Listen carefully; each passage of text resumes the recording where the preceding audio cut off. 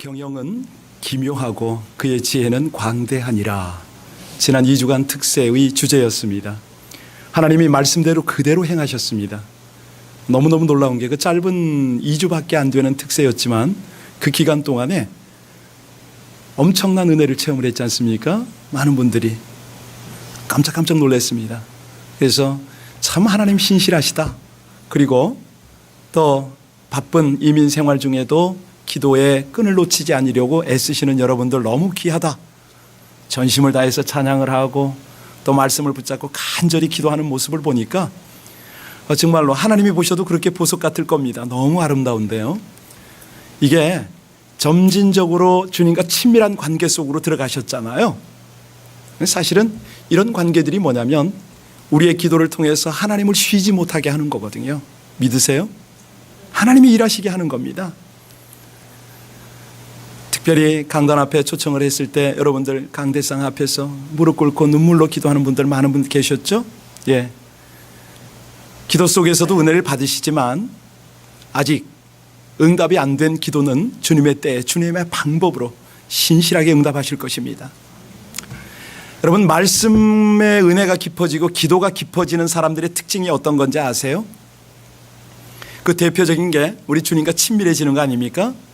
그 다음에 그것이 외적인 모습으로 드러납니다. 그게 뭐냐면 겸손한 모습과 경건한 모습이 드러납니다. 자기는 말 한마디 안 하는데 그런 것들이 속에서 우러나와요. 왜냐하면 기도를 하다 보니까 점점 내가 주님께서 새로 빚으신 피조물이 된 것이 실감이 나거든요. 그게 영광스러운 거예요. 하나님의 자녀가 되고 천국 백성 된 것 실감이 나요. 너무 감사하죠. 하나님 앞에 그래서 감격의 눈물을 드립니다. 결국 하나님이 기뻐하는 일을 위해서 내 삶의 우선순위를 정하고 거기에 포커스하고 살아가게 되잖아요. 어찌하면 내가 하나님의 말씀, 하나님의 사명을 잘 순종하고 따라 살까? 사실 이러한 신자들의 특징이 뭐냐면 내가 누군지 분명히 깨닫는 그런 사람입니다. 정체성을 아는 거예요. 날 사랑하시고 독생자 예수 그리스도가 나를 위하여 피를 흘려주셔서 내가 하나님의 예수님 자리가 되었다. 예수님의 값어치가 되었다. 이거를 깨달으니까 아니 무엇보다도 지금도 하나님이 내 아버지가 되신 하나님이 나와 동행하시네. 나에게 역사하시네. 이런 것들을 순간순간 느끼니까 어찌할 수가 없습니다. 너무 감격스러운 거예요. 은혜가 되는 거예요.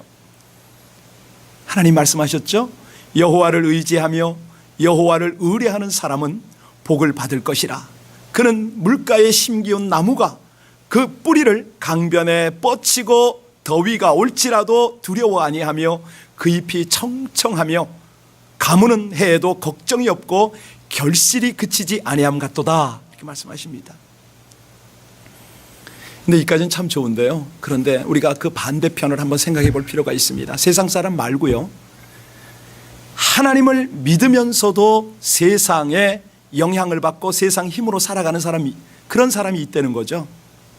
분명히 예수 믿습니다. 하나님의 자녀로 거듭났습니다. 그런데 삶의 방식이 옛날 방식인 거예요. 하나님보다는 세상에 포커스하고요. 하나님의 능력보다는 세상의 힘, 자신의 힘으로 살아가려고 합니다.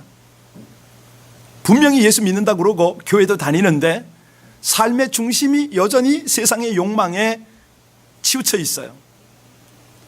그게 어떻게 알 수 있냐고요? 하나님을 섬기고 예배하는데 간절함이 없어요. 정성스러운 예배가 아니에요. 아니, 삶 자체가 예배인데 진실한 행함이 없는 거죠.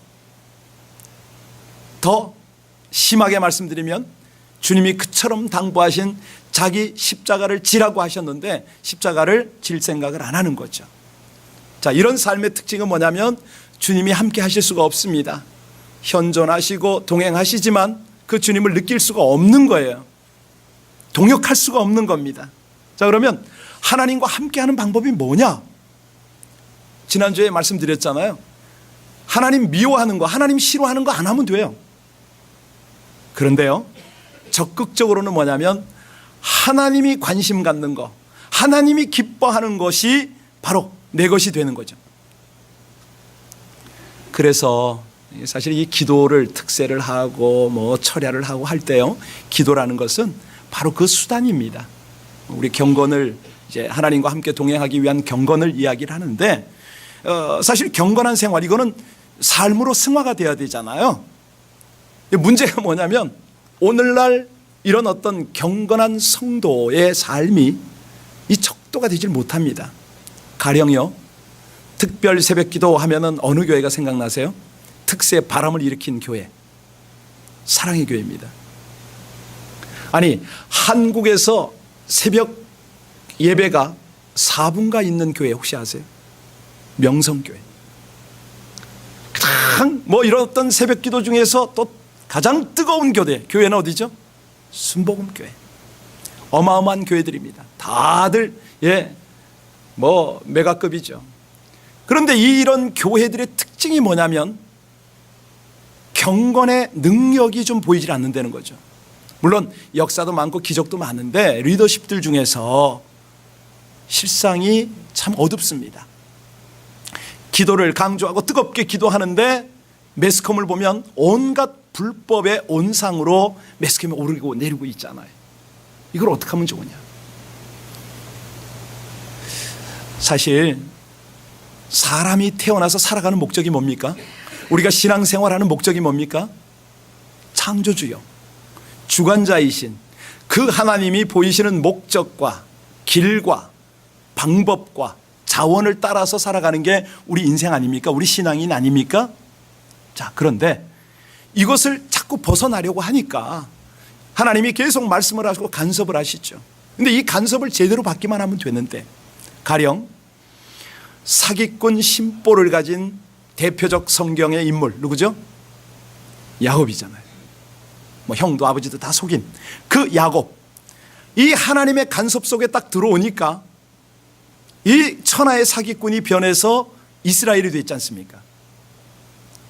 신약에 넘어오면 베드로, 잘 아시듯이 업으로 일생을 마쳐야 되는데 주님 만나서 하나님 말씀 따르니 그대로 성 베드로가 됐어요.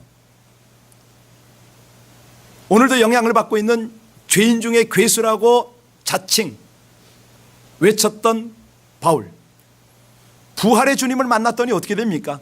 전무후무한 거룩한 일꾼이 되었지 않습니까? 바로 이런 거거든요.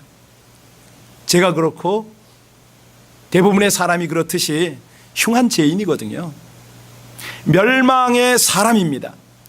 그래서 우리 하나님의 전능하신 은혜, 이 은혜가 예배 중에 말씀 중에 함께 하기만 하면 사실은 하나님이 그처럼 기대하시는 불후의 명작으로 재창조가 되잖아요.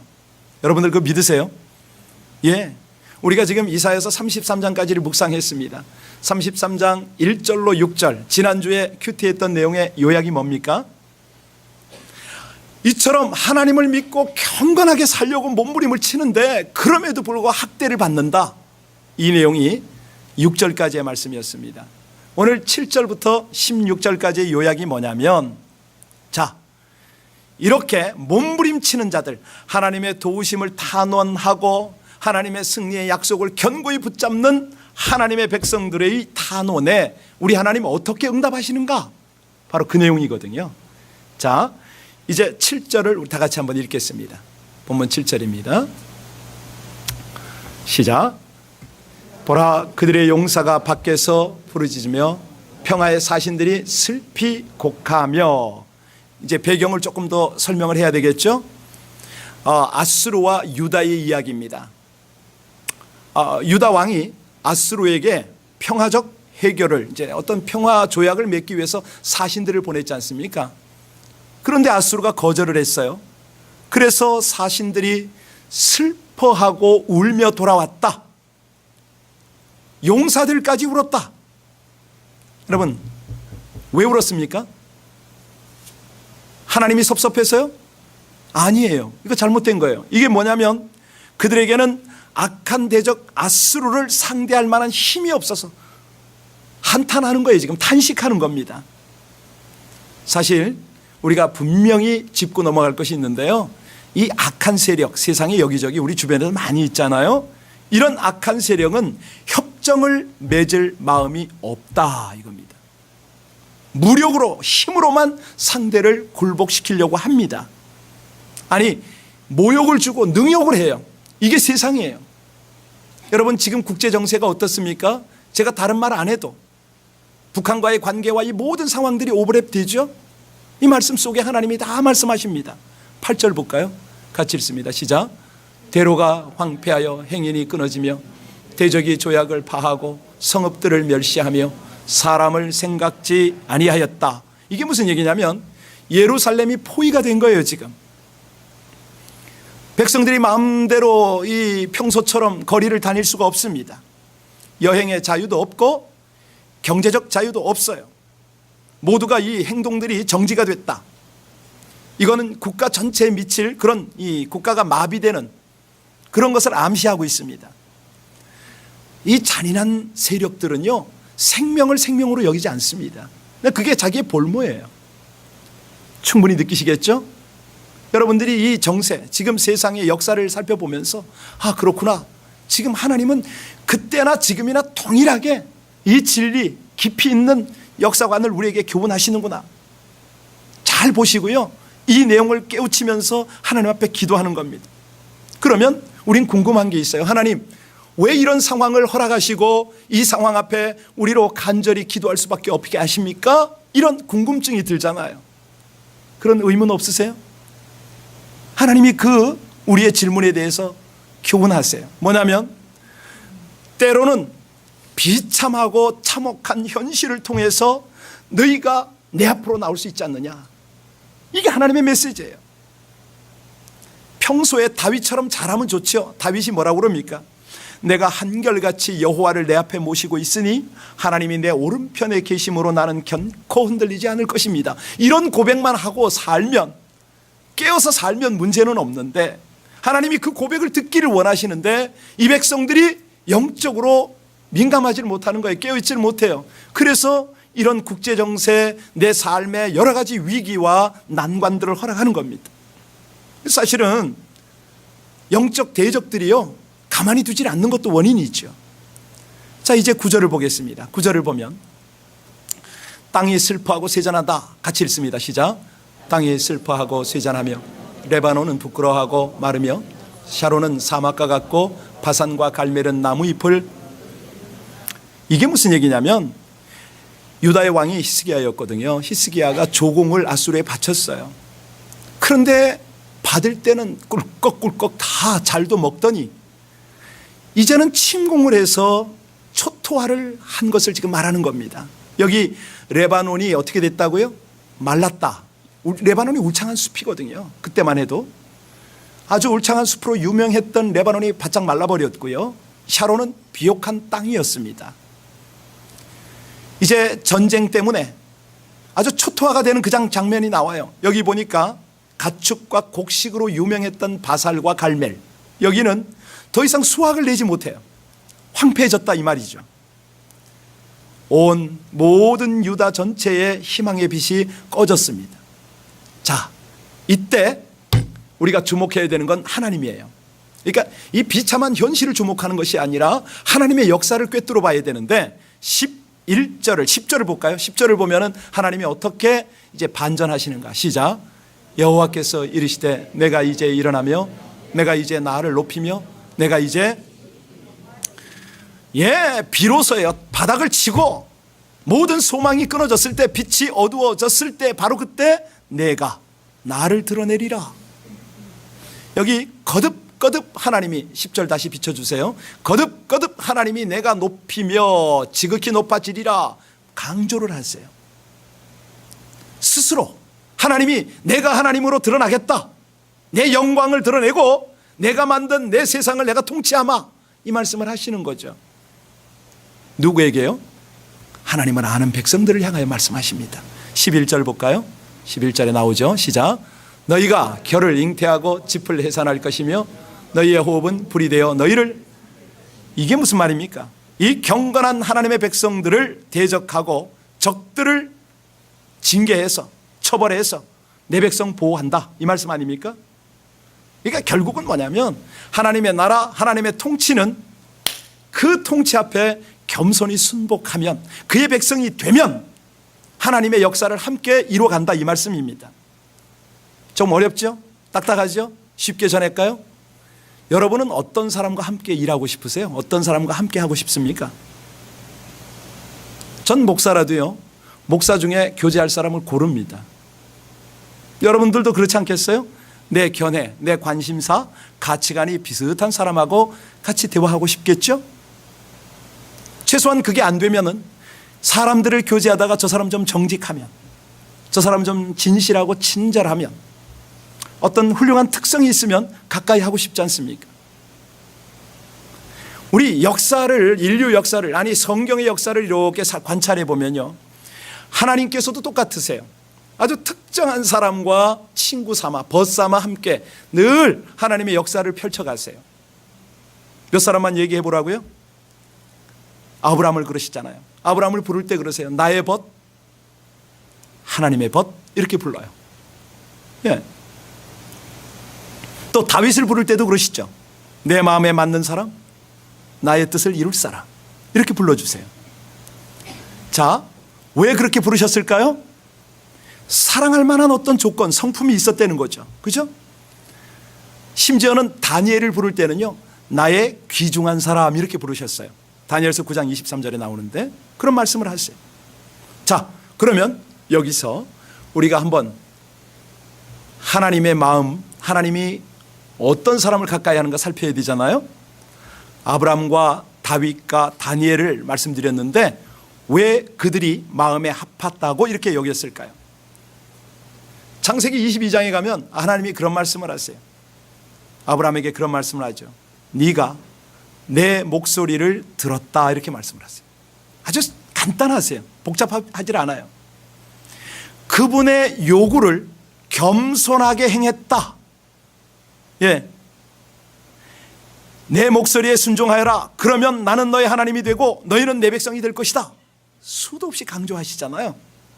바로 이겁니다. 그분의 음성을 듣고 그분이 원하는 그 길을 가는 거예요. 그러니까 하나님의 마음에 합하다, 이게 무슨 말이냐면 그분이 온전히 역사하시도록, 그분의 능력을 나타내시도록 통로가 되어 드린다, 이 뜻이거든요. 아주 간단해요. 우리 하나님이 어떻게 능력을 나타내십니까? 어떻게 역사를 펼치십니까? 시편 32편 8절에 그렇게 말씀하세요. 내가, 여호와가 너에게 통찰력을 주고 네가 가야 할 길을 가르치며 너에게서 눈을 떼지 않고 충고를 베풀겠다. 특세 주제처럼 계속 하나님의 지혜가 함께하는 거예요. 하나님의 능력이 함께 흘러가는 것이죠. 우리에게 닥치는 시련과 시험도 잘 헤쳐나가도록 하실 뿐만 아니라 하나님과 함께 동역할 수 있도록 그런 은혜를 베푸신다는 거예요. 오늘 그 내용이 12절부터 16절까지거든요. 바로 그 내용입니다. 우리 12절 같이 읽을까요? 자, 시작. 민족들은 불에 굽는 횃돌 같겠고 잘라서 불에 사르는, 이거는 하나님을 대적하면 가시나무같이 불살라버린다, 이런 말이고요. 13절 보세요. 13절 시작. 너희 먼 데에 있는 자들아 내가 행한 것을 들으라. 너희 가까이 있는 자들아 나의 권능을, 하나님이 행하신 역사를 한번 눈여겨 살펴봐라, 이거죠. 2017년 10월을 살아가는 너희여, 21세기 바로 이 현실에 왜 너희를 살게 했는지를 자각하라, 이런 말입니다. 바쁘게 그냥 아무 생각 없이 살아가지 말고 좀 보라는 겁니다. 관찰하라는 거예요. 14절 볼까요? 자, 경건치 못한 자들이 어떻습니까? 시작. 시온의 죄인들이 두려워하며 경건하지 아니한 자들이 떨며 이르기를 우리 중에 누가 삼키는 불과 함께 거하겠으며 우리 중에 누가 영영이 타는 것과 함께. 아니, 하나님을 모르고 하나님을 대적해도 이걸 알아요. 역사를 알고 하나님의 이 일하시는 것을 안다는 것입니다. 하나님이 거룩한 걸 느끼고요, 소멸하는 불이신 하나님 앞에 설 수 없음을 그들도 인정을 해요. 그런데 소위 믿음의 사람들이 이런 것들을 자각하지 못한다, 영적으로 문제가 있는 거죠. 깨어있지 못한 거죠. 말씀을 알지 못하는 거죠. 사실은 죄의 유혹에 흔들리고 자꾸 그쪽으로 관심을 갖게 되면 허탄한 것에 자꾸 자꾸 망령된 생각에 그냥 사로잡히게 되면 이런 것들을 인지하지를 못하죠. 그 유명한 경건주의자 윌리엄 로우가 있습니다. 그가 경건을 위한 삶이라는 책을 썼는데요. 거기에서 뭐라고 그러냐면 경건을 딱 한마디로 정의를 했더라고요. 경건이란 하나님께 드려지고 바쳐진 삶이 경건이다. 이렇게 아주 논지를 냈어요. 이제 간단하게 그렇게 했지만 책 전체를 읽어보면 시간과 재물과 은사와 이 모든 것들을 하나님 앞에 겸손히 드리는 순종의 삶, 이거를 경건이라 한다, 이렇게 말했는데 그건 학자고 성경은 뭐라고 그러나요? 성경에서는 경건을 헬라어로 뭐라고 그러냐면 좋은, 세베이아, 어떤 좋은 두려움, 우리말로 이렇게 의역을 하면은 뭐라고 그럴까요? 바람직한 두려움, 이렇게 바꿀 수가 있어요. 우리 자신이 거룩하신 하나님 앞에 서는데 이게 거룩한 두려움을 갖는 거예요. 하나님, 제가 창조주 앞에, 구원주 앞에 어떻게 경외함을 표현할까요? 하나님 베푸신 그 은혜가, 그 사랑이 너무 감사한데 저는 이 생활을 어떻게 해야 보답하는 생활일까요? 바로 이건 거예요. 그 진정한 경건이 뭐냐면 하나님 경외하고 그 은혜에 감사하는 것이죠. 자, 그때부터 하나님께서요, 그 능력을, 그 은혜를 우리를 통해서 막 흘러보내기 시작하는 것입니다. 믿으십니까? 예, 선한 영향력이 나타나야죠. 하나님이 눈에 안 보이니까 눈에 보이게 한 우리를 통해서 하나님이 역사하셔야죠. 그런데 이게 잘 안 돼요. 디모데후서 3장 1절로 5절에 하나님이 뭐라고 그러시냐면, 야, 도저히 안 되겠다. 경건의 모양은 있는데 경건의 능력을 부인하는 이 말세의 사람들처럼 이렇게 살아갈 수가 밖에 없느냐? 한번 너희들 생각해봐라. 말세를 당하면 사람들이 고통의 때를 살아가는데 자신을 깨닫지 못한다는 거예요. 자기만 사랑하고 돈만 사랑하고 자긍하고 교만하고 회방하고 부모를 거역하고 감사치 않고 거룩치 않고 무정하고 원통함을 풀지를 않고 용서를 안 하고 참소하고 참지도 못하고 그냥 사납고 선한 것도 좋아하지 않고 배반 잘하고 조급하고 스스로 높아지고 쾌락사랑하기를 하나님보다 더 사랑하니 이건 어쩐 일이냐? 이게 내 성도냐 내 백성이냐? 경건을 알기는 한다마는 능력은 없구나. 하나님이 가슴을 치는 거예요. 여러분, 하나님이 우리 보고 야, 너 경건해야 되니까 산속에 들어가서 은둔 생활해, 이렇게 말씀하시나요? 아닙니다. 어떻게 해결할 수 있나요? 간단해요. 구체적인 건 훈련해야 되지만 그냥 전체적인 건 하나님 사랑하고 들어가면 되거든요. 적극적으로 그분께 순종하기만 하면 되는 거거든요. 여러분, 오죽했으면 바울 사도가 이걸 뭐라고 우리에게 깨달음을 나누냐면 크도다 경건의 비밀이요, 이렇게 말합니다. 비밀이 있다는 거예요. 경건은 모양이 있지만 경건의 능력을 부인하는 그런 자들에게 네가 돌아서라. 여기에 비밀이 있는데 여러분, 그 비밀이 뭐죠? 신령한 능력입니다. 신령한 능력. 그게 어디서 옵니까? 경건입니다. 그래서 경건은 능력이라고 그래요. 자, 우리가 오늘 설교 제목처럼 역사의 주인과 함께 동행하고 일하고 싶은데 비결은 딱 하나밖에 없습니다. 사모하는 거예요. 뭐를요? 경건을 사모하고 추구하는 거예요. 그러면 나도 모르는 사이에 하나님의 역사 속에 동참을 하고 그분에게 쓰임을 받게 되는데 실제는 그게 아니죠. 설교를 들을 때는 아멘, 내 마음 깊은 곳에서 아멘 동의가 되는데 딱 이 자리를 떠나면서 동시에 세상은 돈이야, 세상은 권력이지, 힘이 있어야 뭘 하지, 그렇습니까? 이거는요, 우리를 더럽히는 이 사단의 무서운 무기입니다. 세상을 변화시키고 사람을 변화시킬 수 있는 건 뭐죠? 돈입니까? 권력입니까? 절대 그렇지 않습니다. 하나예요. 감동을 줘야 됩니다. 사람에게. 어떤 감동이요? 내가 행동으로 감동을 줘야 되죠. 말로 하는 건 이미 다 압니다, 사람들이. 바로 그때 하나님께서 그 사람에게 엄청난 복을 주셔요. 은혜를 주세요. 능력을 주세요. 이걸 다 아는데 이게 자꾸 메말라 가고 있으니 이 일을 어쩌면 좋습니까? 왜 그렇습니까? 왜 이런 것들이 안 됩니까? 편안함을 추구하니까요. 물질의 풍요 속에서 잠겨 있으니까요. 그냥 쾌락에 내 온 정신을 다 뺏기니까요. 이걸 어떻게 두 가지를 겸비해서 하나님을 섬기고 이런 것들을 또 좋아하고 누리고 살아가기는 한계가 있잖아요. 자, 여러분, 이 역사의 주인이신 하나님과 동행하고 함께 한 번뿐인 인생이니까 그분과 함께 동역하기를 원하십니까? 15절 읽겠습니다. 시작. 오직 공의롭게 행하는 자, 정직히 말하는 자, 토색한 재물을 가증히 여기는 자, 손을 흔들어 뇌물을 받지 아니하는 자, 귀를 막아 피 흘리려는 꾀를 듣지 아니하는 자, 눈을 감아 악을 보지 아니하는 자, 경건한 자죠. 하나님이 함께 하시고 싶어 하시죠. 하나님 백성의 속성을 지금 쭉 말씀하셨습니다. 이 기본적인 경건의 덕목이 뭐냐면 공의와 정직이잖아요. 이건 행함입니다. 말 속에 있는 거 아닙니다. 물론 말도 해야 되지만 중요한 그 사람의 행동입니다. 구체적으로 삶 속에서 어떻게 실천되어지는가? 사실요, 약자에게 뇌물을 갈취하고, 여기 보니까 뇌물을 받고 재판을 굽게 하고 뭐 이런 장면들이 여기 다 나오잖아요. 거짓 증거로 이웃을 이용하고 해하려 하고 이런 것들이요. 이런 악한 것들은 용납하지 말라는 거예요. 자, 근데요, 이런 와중에도 하나님의 섬세함이 있으세요. 여러분 혹시 그 행복의 위선자라는 책을 읽어보셨나요? 막스 비어의 소설인데요.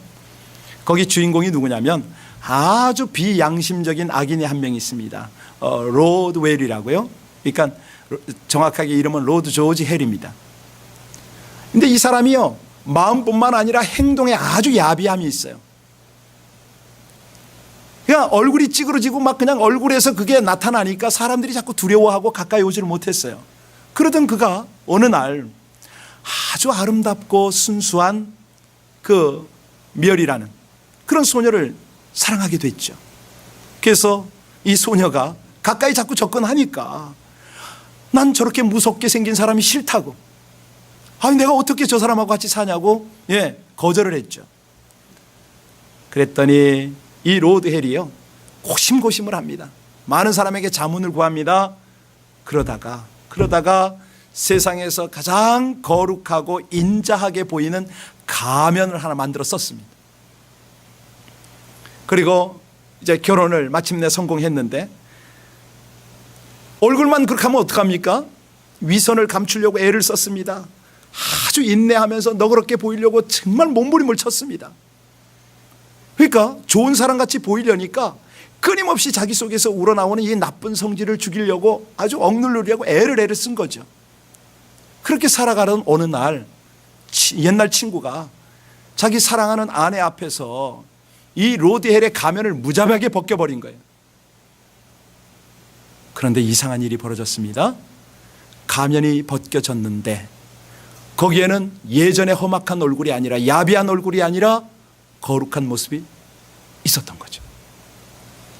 이거 소설입니다. 소설. 실제가 아니고 소설인데, 무슨 얘기냐면 사람이 노력한 만큼 애쓰면은 닮아갈 수 있다는 거죠.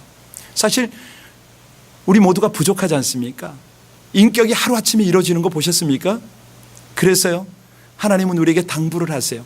경건을 이루기 위해서는 수없이 연습하라. 그러면서 어떤 약속을 해 주시냐면, 육체의 연습은 약간의 유익이 있다. 저 한 1년 반 이상 열심히 운동하니까 배가 좀 들어갔어요. 너무 감사한데, 근데 하나님은 경건은 범사에 유익하니 금생과 내생에 약속이 있다, 이렇게 말씀하세요. 금생은 뭡니까? 오늘 지금 살아가는 이 세상에 유익을 주시겠다. 내생은요, 장차 돌아갈 하나님 나라, 거기에서 하나님께서 모든 것들을 보장하시겠다, 이 말 아닙니까? 면류관을 주시고 위로를 주시고 귀한 상급을 주시겠다, 이 말씀인데, 사실이요, 이 경건이란 것이 하루아침에 도달이 안 돼서 부단히 자신을 훈련해야 되잖아요. 이 내 자신을 연단하라, train yourself. 그런데 이게 다른 번역에 보니까 뭐라고 그랬냐면, 경건에 이르도록 연습하라, practice 하랍니다. 그러니까 구체적으로 연습하라 이거예요. 어떤 걸 연습할까요? 이제는 기억하셔야 됩니다. 이따 셀에서 나누려면. 첫째 뭐냐면 허탄한 것을 버리는 연습이요. 뭐라고요? 아무리 내가 경건하게 살려는 소원이 있고 노력을 한다 하더라도 이 허탄한 것을, 죄의 요소를 버리지 않으면 이 경건을 향해서 갈 수가 없습니다. 허탄한 게 뭐죠? 빨리 말씀하세요. TV 드라마, 또요 스마트폰, 뭐 젊은이들은 카툰, 만화, 또 뭐가 있을까요? 게임, 심지어는 먹어도 배 안 부르고 시간 낭비하고 돈 낭비하는 담배, 술, 뭐 이런 거 성경에 먹지 말라 이런 법은 없지만은 그거 허탄한 거 아니에요? 예, 그런 것들. 이런 것들은요 내 영을 녹슬게 해요. 그냥 놔둬서는 안 돼요.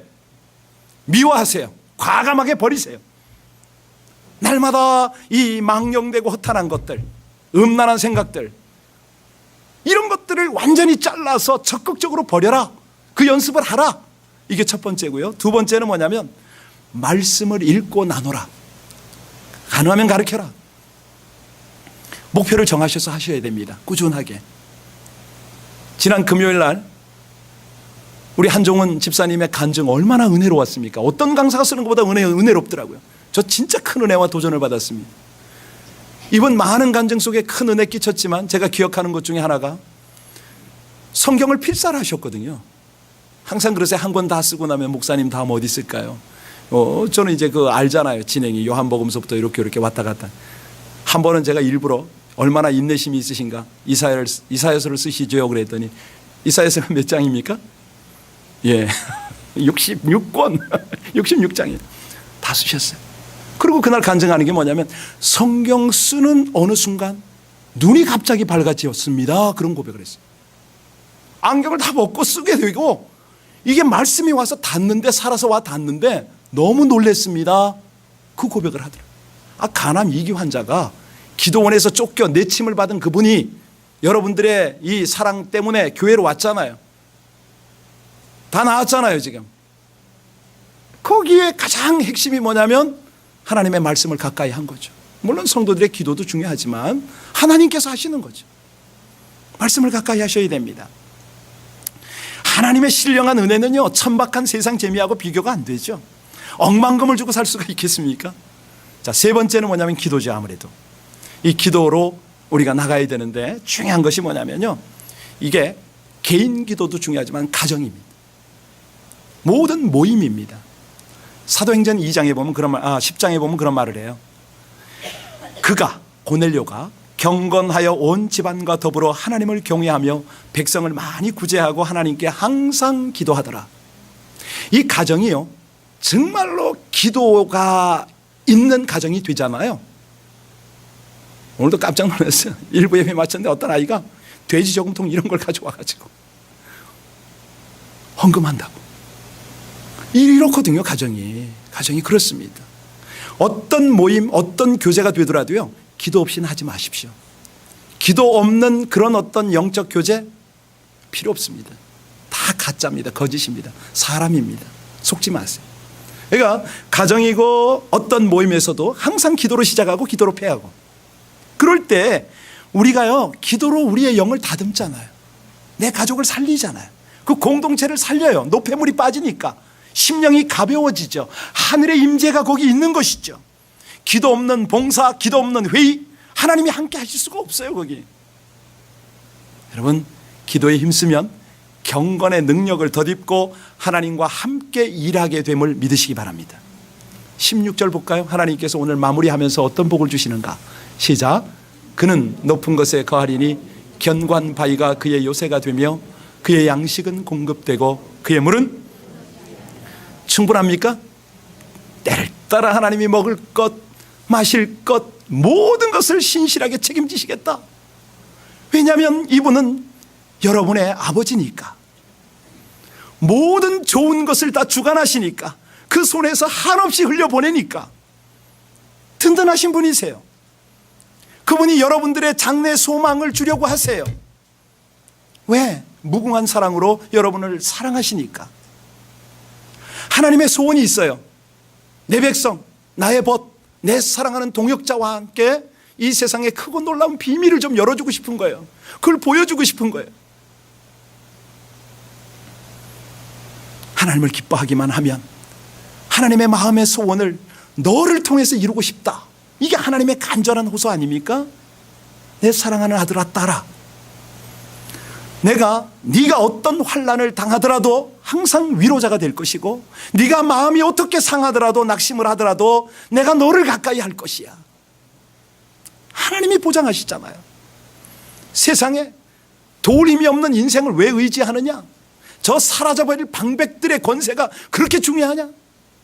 영원무원한 아버지, 마침내 본향에 돌아왔을 때는 네가 수고하고 흘린 그 눈물과 땀을 내가 다 씻어주고 모든 고통과 아픔을 다 사라지게 할 것인데, 여러분 믿으세요? 예. 이 시대에 필요한 것이 뭐라고요? 경건입니다. 다시 말씀드립니다. 기도도 중요하고 말씀도 중요하고 다 중요한데 이 모든 것에 다음 단계는 경건입니다. 경건의 능력을 회복하셔야 됩니다. 하나님 온 마음 사랑하고 전적으로 헌신할 때요, 하나님은 우리를 죄로부터 지켜주실 뿐만 아니라 영적으로 성숙하게 하고요, 세상과 영혼들을 변화시키는 그런 능력을 나타내세요. 보호가 되세요. 공급이 되세요. 동행해 주세요. 동역자로 삼으세요. 이 은혜가 여러분에게 있기를 바랍니다.